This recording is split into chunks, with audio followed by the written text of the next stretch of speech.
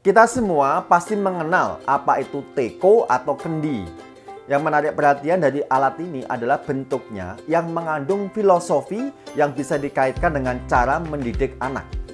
Ketika air dimasukkan ke bagian lubang atas secara terus-menerus, maka secara otomatis jika sudah penuh, air akan keluar dari corong bagian lehernya.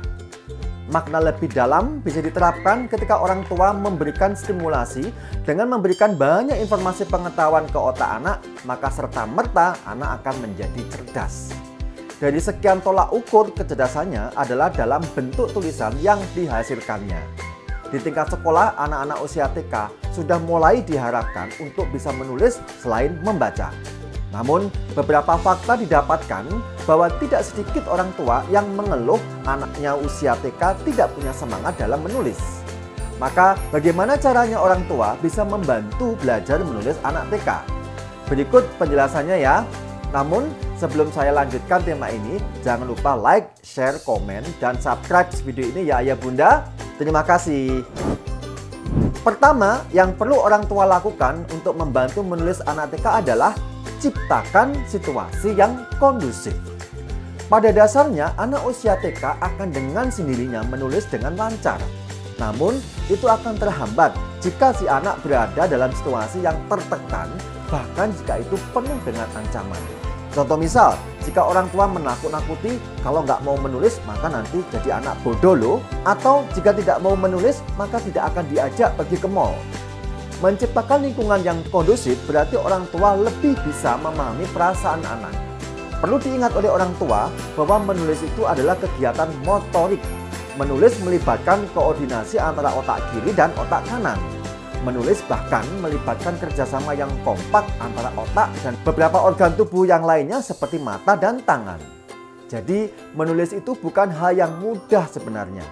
Maka saat belajar menulis anak TK, orang tua harus paham itu tidak mudah. Tolong pahami perasaan anak. Jangan menekan, namun berupayalah memahaminya. Yang kedua adalah lakukan secara bertahap. Untuk sampai ke puncak gunung dibutuhkan langkah kecil dari bawah. Demikian pula untuk anak usia TK agar senang menulis akan diawali dengan langkah kecil dulu. Apa itu? Coret-coret.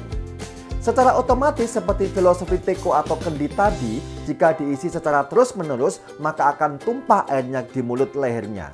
Sama jika otak anak secara terus-menerus diisi banyak pengetahuan, maka akan tumpah atau tertuang dalam bentuk tulisan. Contohnya, jika orang tua banyak memperkenalkan nama alat-alat transportasi, maka anak-anak akan mencoret-coret di kertas atau bahkan di tembok apa yang dia tahu. Demikian pula, jika banyak perbendaharaan kata yang diperkenalkan pada anak, maka secara otomatis dia akan senang menuangkan kata-kata itu dalam bentuk tulisan. Prinsipnya semakin banyak dikenalkan pengetahuan dari membacakan buku, maka semakin anak ingin suka menuliskannya. Jadi saat belajar menulis anak TK dan dimulai itu dengan coret-coret yang mungkin tidak jelas, tidak apa-apa ya ayah bunda.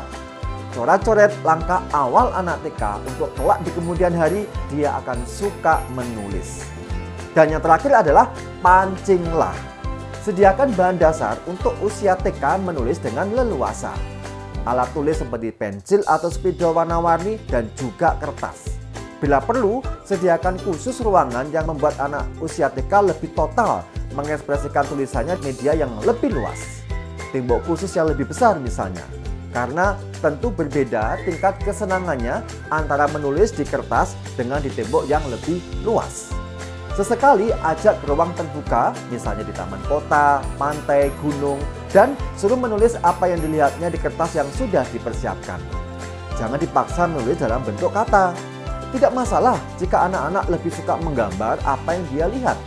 Secara bertahap, apa yang digambarnya pasti akan diisi keterangan dalam bentuk tulisan yang sederhana.